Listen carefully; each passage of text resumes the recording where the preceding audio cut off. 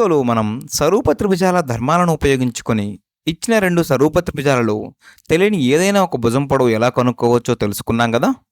దీనికే పేరు మనం సరూప త్రిభుజాల సాధనగా పేర్కొన్నాం.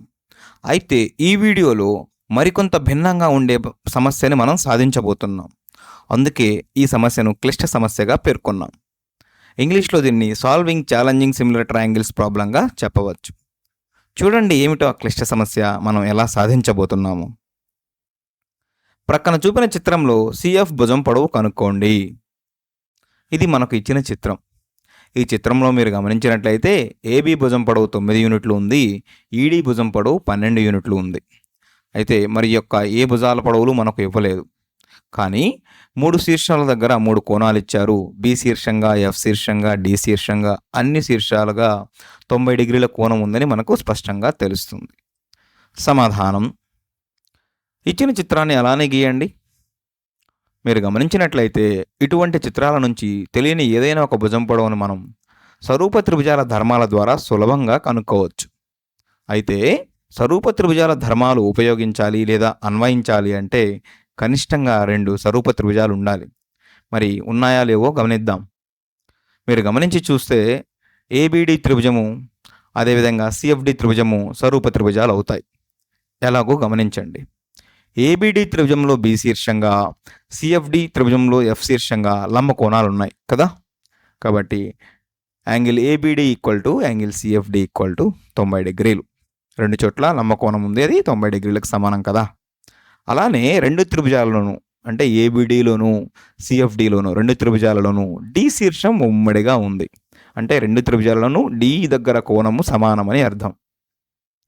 Angle ADB equal to angle CDF అంటే రెండు త్రిభుజాలలోనూ రెండు కోణాలు సమానమయ్యాయా. కాబట్టి సరూప త్రిభుజాల కోణము నియమం ప్రకారం ట్రయాంగిల్ ఏబిడి, ట్రయాంగిల్ సిఎఫ్డిలు సరూప త్రిభుజాలు. సరూప త్రిభుజాల కోణము నియమం ఏం చెబుతుంది అంటే రెండు త్రిభుజాలలో రెండు కోణాలు వరుసగా సమానమైతే ఆ రెండు త్రిభుజాలు సరూప త్రిభుజాలని చెబుతుంది. కాబట్టి triangle A B D is similar to triangle సిఎఫ్డిగా చెప్పవచ్చు. అంటే ఏబిడి త్రిభుజము, సిఎఫ్డి త్రిభుజము సరూప త్రిభుజాలుగా చెప్పవచ్చు. అయితే ఈ వరుస క్రమము చాలా ముఖ్యం. అంటే ఏకి సారూప్యంగా సి శీర్షం ఉంది, బికి సారూప్యంగా ఎఫ్ శీర్షం ఉంది, డికి సారూప్యంగా డి శీర్షం ఉంది రెండు త్రిభుజాలలో. ఈ చిత్రంలో మరొక సరూప త్రిభుజాల జత దాగి ఉంది. చూడండి అదేమిటో. మరలా చిత్రాన్ని గీయండి. ఈసారి ఈ త్రిభుజాన్ని తీసుకుందాం, ఈబిడి త్రిభుజము, అదేవిధంగా సిబిఎఫ్ త్రిభుజం. ఈ రెండు త్రిభుజాలను మీరు గమనించి చూస్తే ఈ రెండు త్రిభుజాలు కూడా సరూప త్రిభుజాలే. ఎలా అవుతాయో చూడండి. Angle E D B equal to angle C F B equal to 90 డిగ్రీలు. అంటే ఈడిబి త్రిభుజంలో డి శీర్షంగా, సిఎఫ్బి త్రిభుజంలో ఎఫ్ శీర్షంగా 90 డిగ్రీల కోణం ఉంది. మీరు గమనించండి, ఉంది. అలానే రెండు త్రిభుజాలలోనూ ఉమ్మడిగా ఏ శీర్షం ఉంది? బి శీర్షం ఉంది కదా. కాబట్టి ఇలా రాయవచ్చా? Angle E B D equal to angle C B F. అవునా? అంటే రెండు త్రిభుజాలలోనూ బి ఉంది కాబట్టి అది రెండు త్రిభుజాలకు సమానమైన కోణాన్ని ఏర్పరుస్తుందని అర్థం. కాబట్టి సరూప త్రిభుజాల కోణము నియమం ప్రకారం ట్రయాంగిల్ ఈబిడి ట్రయాంగిల్ సిబిఎఫ్లు సరూప త్రిభుజాలు. అంటే ఇక్కడ కూడా రెండు కోణాలు సమానమయ్యాయి కదా. తద్వారా ఇలా రాయవచ్చా? Triangle E B D similar to triangle C B F. ఈ రెండు త్రిభుజాలు సరూప త్రిభుజాలే. అంటే ఇచ్చిన చిత్రంలో మనకు రెండు జతల సరూప త్రిభుజాలు వచ్చాయి. వీటి ద్వారా మనం సిఎఫ్ భుజం పొడవు చాలా సులభంగా కనుక్కోవచ్చు. అది ఎలాగో చూడండి. ముందుగా ఇచ్చిన చిత్రాన్ని ఇలా గీసుకోండి. అయితే ఇక్కడ నేను చిన్న ఊహ తీసుకుంటున్నాను. ఏమిటంటే బీడీ భుజం పొడవును వైగా ఊహించుకోండి, మరియు బిఎఫ్ భుజం పొడవును ఎక్స్గా ఊహించుకోండి. తద్వారా ఎఫ్డి భుజం పొడవు ఏమవుతుంది? వై మైనస్ ఎక్స్ అవుతుంది.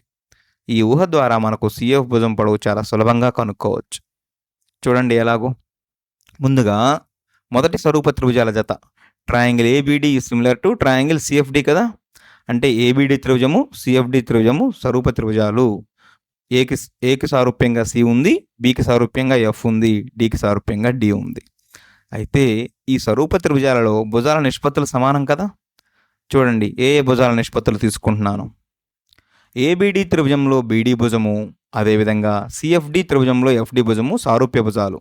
లేదా అనురూప భుజాలు ఆ నిష్పత్తి. అదేవిధంగా ఏబిడి త్రిభుజంలో ఏబి భుజము, సిఎఫ్డి త్రిభుజంలో సిఎఫ్ భుజము అనురూప భుజాలు.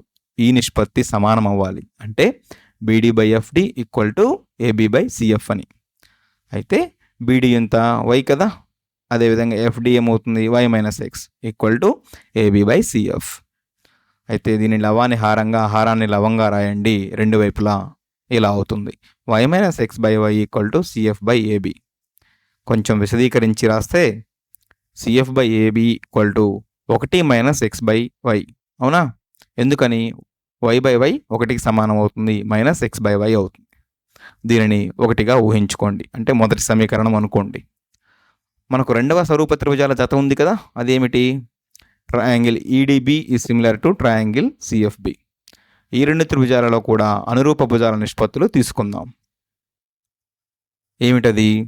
సిఎఫ్బి త్రిభుజం నుంచి సిఎఫ్, ఈడిబి త్రిభుజం నుంచి ఈడి.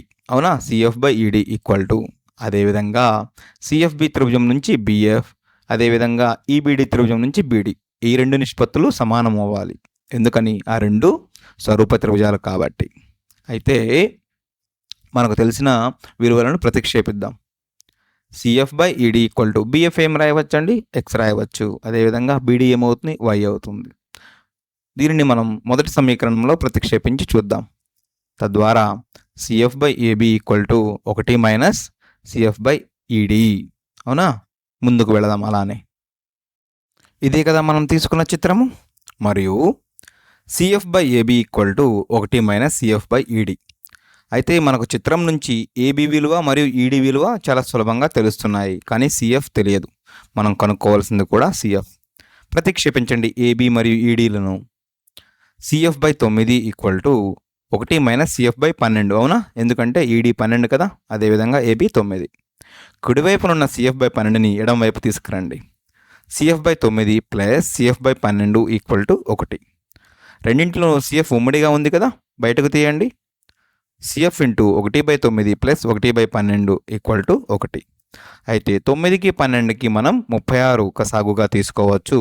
తద్వారా 9 యొక్క లవాన్ని మనం 4తో గుణించాలి మరియు 12 యొక్క లవాన్ని 3తో గుణించాలి. ఎందుకంటే కసాగు ప్రకారం కింద 36 రావాలంటే 9ని 4తోనూ 12ను 3తోనూ గుణించాలి కదా. కాబట్టి ఇలా రాయవచ్చా? CF into 4 plus 3/36. అవునా? దీన్ని మీరు ప్రయత్నించండి స్వయంగా. తద్వారా ఏమవుతుంది? CF equal to 36/7. ఎందుకంటే 4 ప్లస్ 3 7, 7/36 కాస్త కుడివైపుకి వచ్చినప్పుడు 36/7 అవుతుంది. అంటే ఇచ్చిన చిత్రంలో సిఎఫ్ విలువ ఎంత అండి? 36/7.